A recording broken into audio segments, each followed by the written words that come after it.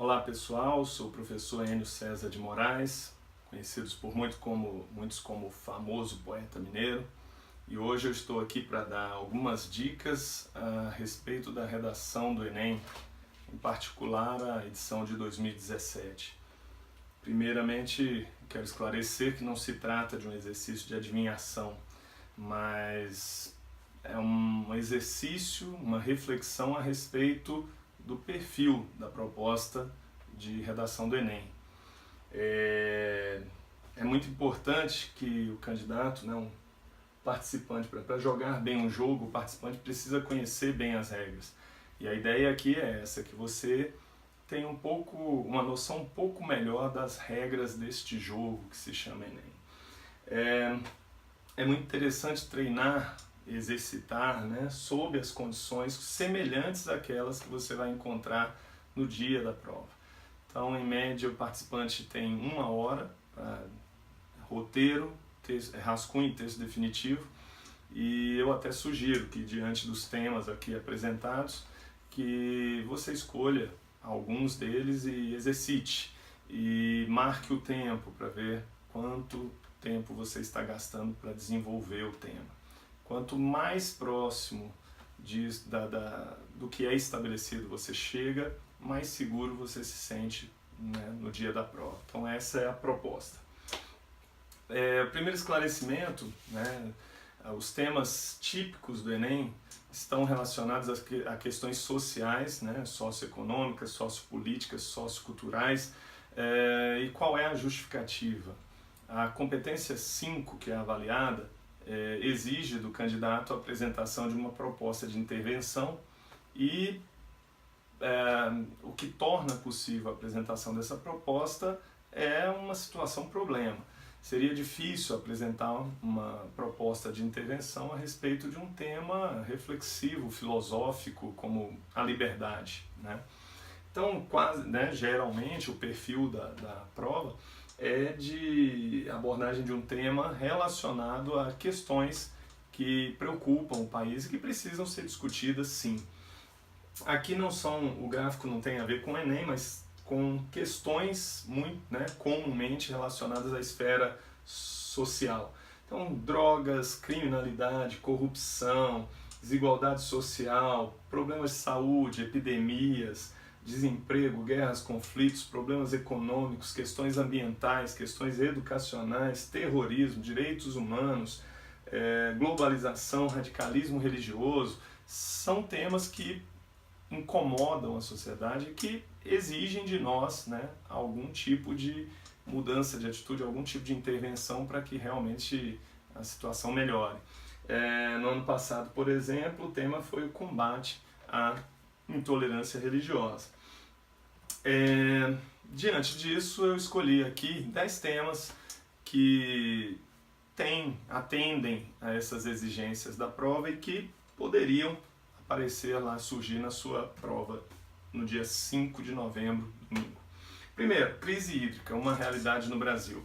A título de ilustração, eu trouxe um fragmento da Carta de Caminha, registros da chegada dos portugueses ao Brasil, e diz: as águas são muitas e infindas, e em tal maneira a terra é grandiosa que, querendo aproveitá-la, tudo dará nela por causa das águas que tem. Coloquei um hashtag só que não. Seria inimaginável pensar que o Brasil pudesse enfrentar uma crise hídrica diante desses registros. Mas vale dizer, a crise não é recente, os nordestinos que o digam, há mais de séculos que enfrentam. O tema já foi retratado nas obras dos romancistas da segunda geração modernista. E mais recentemente o tema apareceu na mídia com força porque alcançou as regiões sudeste e em 2017 com força Brasília, o Distrito Federal. Então é um tema atual, é um tema preocupante, precisa ser discutido sim, e poderia sim estar lá na sua prova. Estatuto do Desarmamento, a revogação é o melhor caminho? O Estatuto data de dezembro de 2003, é a Lei 10.826, desde sempre causou muita polêmica, dividiu opiniões e volta à tona no momento em que o deputado, cujo nome não lembro, apresentou a proposta de revogação do Estatuto. E aí surge a questão, é o melhor caminho para o combate à violência no nosso país? É uma questão. Desafios para a promoção da alimentação saudável e o combate à obesidade no Brasil. A obesidade não preocupa apenas o Brasil, não é exclusividade nossa. Vários países, mundo afora, andam discutindo medidas para reverter um quadro que é de saúde pública, né? Então, é interessante, né? A alimentação saudável está associada também à questão da qualidade de vida, à obesidade. É um tema que tem aparecido na mídia com frequência, porque preocupa. Quarto, a situação dos povos indígenas no Brasil.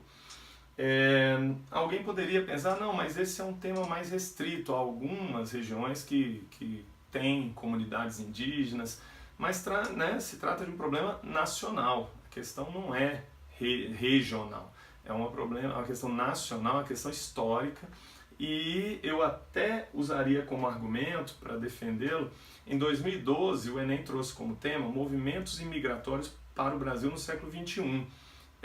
Nem todas as regiões, as cidades perceberam, né, tinham a percepção desses movimentos imigratórios. No entanto, foi tema, então nada impediria que a situação dos povos indígenas na atualidade fosse discutida.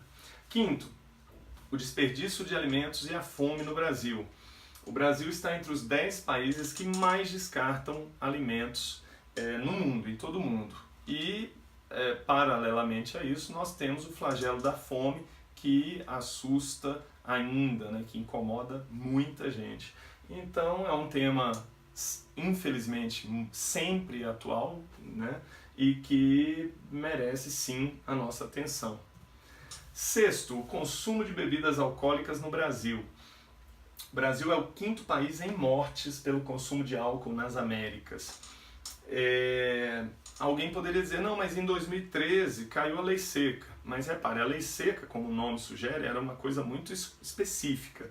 Era uma lei, né, relacionada ao trânsito. Aqui não, aqui nós estamos falando de saúde pública, nós estamos falando de problemas relacionados ao consumo de bebidas alcoólicas e de todas as consequências ligadas a esse fenômeno, que preocupa principalmente em relação aos jovens, né, que é um tema que tem sido discutido com frequência na mídia.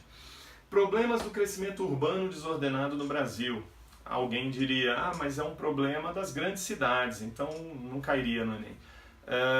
Discordo, na verdade, a falta de planejamento que gera isso aqui não é exclusividade dos grandes centros. É mais marcante nos grandes centros, mas pequenas cidades também enfrentam dificuldades relacionadas a esse fenômeno, né, de um crescimento que ocorre sem o devido planejamento, sem a infraestrutura, enfim. Então, é um tema, sim, bastante atual já há algum tempo. Oitavo, caminhos para o combate à disseminação de pós-verdades na rede no Brasil. Essa pós-verdade diz respeito a boatos, mentiras que são divulgados principalmente na rede, na internet, e que causam efeitos, às vezes consequências, às vezes devastadoras. O termo, a tradução do termo em inglês, a palavra eleita em 2016, né, a palavra inglesa. E é uma boa discussão, polêmica, até porque quase sempre esbarra na questão da liberdade de expressão, então é um tema bastante polêmico. Nono tema, em discussão a reforma do ensino médio no Brasil. Ainda que seja mais, né, voltado para o segmento educacional, ensino médio, educação é um problema nacional, é uma preocupação do país com o presente, com o futuro, né? E a reforma tem sido bastante discutida, tem sido veiculada nas redes, até mesmo em propagandas do governo federal. Então, poderia trazer bons questionamentos, poderia gerar uma boa discussão, um bom debate. Finalmente, a desigualdade social e seus reflexos no desenvolvimento do Brasil. É um tema mais abrangente, que até abrange temas citados anteriormente, uma vez que boa parte dos problemas enfrentados pelo nosso país tem raiz na desigualdade social. Então, daria sim um bom debate, com certeza. O desafio da proposta de intervenção. A questão é, algumas pessoas se preocupam, né, em apresentar uma proposta que seja grandiosa, né? E veja bem, não se espera que você como candidato apresente a solução de um problema às vezes secular numa redação de 30 linhas correndo, e você correndo contra o tempo. Quer dizer, não é essa a ideia. A ideia é que você desenvolva o tema, se posicione, que você apresente os argumentos que sustentam esse posicionamento e, por fim, que diante do que você discutiu, apresente uma proposta de intervenção, algo que possa ser feito em relação ao que você discutiu e que possa amenizar o problema ou caminhar para uma solução. Então, um bom exercício diante desses temas que foram sugeridos, você poderia fazer, né, pensar, né, o que eu defenderia, quais seriam os meus argumentos, e diante do meu posicionamento, dos meus argumentos, o que eu poderia apresentar como medida para amenizar o quadro, né?